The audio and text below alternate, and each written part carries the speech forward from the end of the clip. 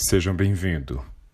Continuamos nossa jornada nos Salmos de número 30 a 34 e te convido em nome de Jesus a mais uma vez adentrarmos a seara das belezas e da profundidade poética, filosófica, da sabedoria incerta em Salmos. Salmo de número 30. Salmo de Davi, um cântico para a dedicação do templo. Apesar de Davi não ter construído o templo, pois o Senhor dizia que não seria Davi quem construiria, pois suas mãos tinham sangue. Mesmo assim, Davi faz de tudo para preparar a obra de construção do templo. E este temor e esta reverência não vão somente no sentido de como a história nos conta, através da palavra de Deus, de Davi prudentemente organizar os recursos financeiros e materiais para a construção do templo. Davi também prepara o espírito do povo para a construção do templo. E este Salmo de número 30 reflete isso.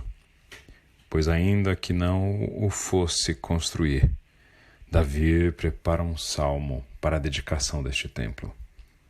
E diz: Eu te exaltarei, Senhor, pois me livraste. Não permitiste que meus inimigos rissem de mim. E no versículo 5, ele então reproduz um dos salmos mais conhecidos, um dos versos mais reproduzidos pelo povo de Deus, quando diz: o choro pode durar uma noite, mas a alegria vem pela manhã. Este salmista, inclusive, chega ao ponto de dizer: Senhor, eu clamei a ti. Que vantagem terá se eu morrer, se eu descer a cova? Acaso o pó te louvará? Falará de tua fidelidade? E continuando a respeito desses versos, questionando ao Senhor por livramento e que, se não fosse livre das garras do inimigo, não poderia louvá-lo na cova. Também diz: transformaste meu pranto em dança. Este é um título de um livro de Henry Nouwen, uma obra belíssima, de um dos maiores escritores cristãos, um homem que dedicou a sua vida em serviço ao Senhor, deixando Harvard para cuidar de um lar de pessoas com limitações e deficiências mentais. Henry Nouwen, um exemplo de cristianismo, reproduz este versículo 11 em seu livro Transformaste meu pranto em dança. É isso que o salmista diz. No Salmo 31, ainda Davi continua escrevendo a respeito deste Senhor que o salva, o acolhe, a quem ele pode clamar por socorro, dizendo no versículo 1, que também repete-se no 17, não permitas que eu seja envergonhado, Senhor. Não permitas que eu seja envergonhado. Ele reproduz novamente este clamor no verso 17, assim como no 1, pois ele está ali, dizendo ao Senhor: estou à beira da vergonha, estou à beira da humilhação, estou à beira da exposição pública, estou à beira de tornar-me chacota entre os homens. Não permitas que eu seja envergonhado. Ele fala isso não porque tinha receio de ter seus pecados expostos ou porque tinha algum grande temor de ser tornado em vergonha entre as nações por causa de sua culpa e seu pecado. Não. Davi diz aqui, com o coração de alguém que sabe que ao servir ao Senhor, ele não é envergonhado sozinho, pois leva sobre si o nome do Senhor, quase que dizendo: Senhor, se eu for envergonhado, eu sei que também todos aqueles que te servem olharão e duvidarão do socorro do Senhor. Ainda neste salmo, ele então traz, no versículo 5, algo que Jesus, mais uma vez na cruz do Calvário, reproduz. Assim como ontem falamos sobre o Salmo 22, em que Jesus diz: Deus meu, por que me desamparaste? Estamos aqui falando sobre um Jesus que repete o versículo 5 do Salmo 31, dizendo: em tuas mãos entrego o meu espírito. Interessante porque esta foi uma das últimas frases de Jesus na cruz do Calvário. E esse verso diz: resgata-me, Senhor, pois és Deus fiel em continuação. Sem sombra de dúvida, o Senhor Jesus lembrava-se desse salmo. E implícito está em seu clamor: em tuas mãos entrego o meu espírito. A continuação desse salmo que dizia: resgata-me, Senhor, pois és Deus fiel. Este salmo messiânico também diz em seu verso 23, o Senhor protege quem nele confia. Este Salmo 31 deixa bem claro que ainda que nós estejamos em momentos de dor, em que os inimigos zombem de nós, em que os vizinhos nos desprezem, este Senhor a quem servirmos, é o Deus que protege quem nele confia. E termina em seu verso 24 com uma palavra clara para mim e para você enquanto em luta. Sejam fortes e corajosos, todos vocês que põem sua esperança no Senhor. Ou seja, enquanto não vem livramento, seja forte e corajoso. Não se abata, não tema, não te espantes. Seja forte e corajoso. Todos vocês que põem sua esperança no Senhor. Vamos então para o Salmo 32. Um salmo de Davi também, em que ele diz que feliz é aquele cuja desobediência é perdoada, cujo pecado é coberto, cuja culpa o Senhor não leva em conta e cuja consciência é sempre sincera. Davi então diz que enquanto ele se recusou a confessar seu pecado, seu corpo definhava e ele gemia o dia inteiro. Davi nos fala a respeito da dor do pecado não confessado. Essa dor do pecado e da culpa. Essa dor daquele que sabe como dói o pecado no coração humano, o pecado que não conseguiu ser apagado porque não houve arrependimento e reconhecimento da operação da graça do Senhor. Lutero, que era um amante dos Salmos, também viveu uma experiência similar antes de seu encontro real com a graça do Senhor. Lutero, em um seminário, preparando-se para a vida ministerial, vivendo em um monastério, vive a dor e a culpa do pecado e definha. Mas Lutero então ouve a revelação do Senhor, da graça, do perdão que vem dele. E assim como Davi, consegue perceber que a glória do Senhor se levanta sobre aqueles que reconhecem os seus pecados. Como diz o versículo 11 do Salmo 32, gritem de alegria vocês que têm coração íntegro. E aqui mais uma vez Davi deixa claro que todos pecaram, que o pecado é algo inerente à condição humana, mas a alegria está com aqueles que têm coração íntegro, inteireza de coração. Como sempre digo, Jesus desferiu os golpes mais fortes, e a sua indignação foi tamanha, não com os adúlteros, as prostitutas, os corruptos, os cobradores de impostos.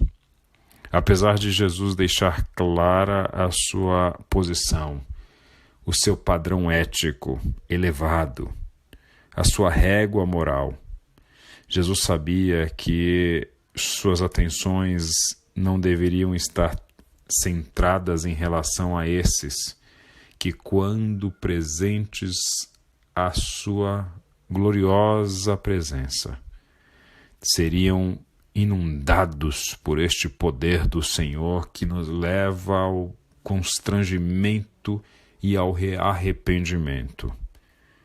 Não. Jesus centrava sua indignação naqueles que, hipocritamente, queriam passar-se por justos, sendo, como ele dizia, sepulcros caiados. Gente que interpretava papéis, gente que não vivia com integridade. Por isso, alegrem-se no Senhor e exultem, vocês que são justos, que têm coração íntegro, mesmo sendo pecadores, reconhecem sua dimensão humana, sua gritante necessidade da graça de Deus, mas sabem que o Senhor resiste ao soberbo, mas dá graça ao humilde. Então, no Salmo 33, vemos aquilo que os salmos chamam de Salmo Nacional. No livro 5, e nós estamos ainda no livro 1 de Salmos, no livro 5 nós temos uma coletânea de salmos nacionais, salmos que celebram o Senhor enquanto Rei de toda uma nação. No Salmo 33, vemos um dos versos mais reproduzidos em relação a esta relação do Senhor com a coletividade de Israel. No versículo 12, nós vemos o salmista dizendo: feliz a nação cujo Deus é o Senhor. Quantas e quantas vezes temos a utilização deste versículo de forma deturpada? Não é feliz a nação cujo Deus é o Senhor, porque o eleito faz parte da membresia de uma igreja. Não é feliz a nação cujo Deus é o Senhor, porque entre os frequentadores de uma determinada denominação está algum líder político. Não é feliz a nação cujo Deus é o Senhor, porque o líder político utiliza-se da sua posição privilegiada com relação a outros líderes religiosos para usufruir deste voto de cabresto dos evangélicos. Não. Feliz a nação cujo Deus é o Senhor, porque sabe que o poder não vem da liderança humana. Porque, como diz o versículo 22 deste salmo, que o teu amor nos cerque, Senhor, pois só em ti temos esperança. Como também diz a sua palavra, maldito o homem que confia no homem. Porque bem sabe o salmista, ainda ele, rei de Israel, não seria confiável. Não. Ainda Davi, um homem segundo o coração de Deus, ainda ele praticou atos de injustiça. Ainda ele utilizou-se do poderio humano para manipular pessoas, para praticar violências, inclusive assassinatos. Feliz nação cujo Deus é o Senhor, quando lê o verso 12, conectado com o 22, dizendo: só em ti temos esperança. E por fim o Salmo 34, também de Davi, escrito por ocasião do momento em que Davi fugiu e fingiu-se de louco diante de Abimeleque, que o expulsou de sua presença. Neste salmo, Davi começa dizendo: louvarei o Senhor em todo o tempo, e meus lábios sempre o louvarão. Este salmo é um salmo de louvor, de adoração. No versículo 18, o salmista diz: o Senhor está perto dos que têm o coração quebrantado e resgata os de espírito oprimido. E este salmo também é messiânico, pois nos fala de algo que cumpre-se na vida de Jesus na cruz do Calvário também. Veja quantos salmos falando sobre a crucificação. No versículo 20, o salmista diz: pois o Senhor protege os ossos do justo, nem um sequer será quebrado. João faz questão de ressaltar esta passagem, séculos antes, escrita do advento da crucificação, para relembrar a história de que, após expirar, os soldados romanos então decidem quebrar os ossos dos 2 ladrões que foram crucificados com Jesus. Mas então percebem que, ao chegar a Jesus, ele já estava ali, morto. Seu osso não precisaria ser quebrado para ele então expirar definitivamente na cruz. Ao evitarem esta ação, João percebe isso.